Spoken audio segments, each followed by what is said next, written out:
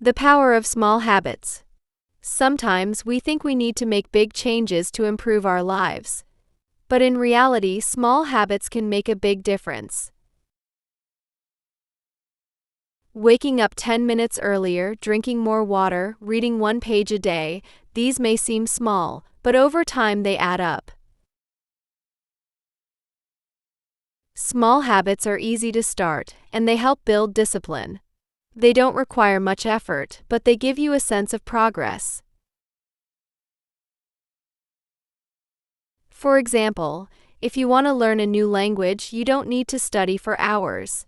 Just learn 3 new words every day. In 1 year, you'll know over 1,000 words. So don't wait for the perfect time or a big plan. Start small. Stay consistent.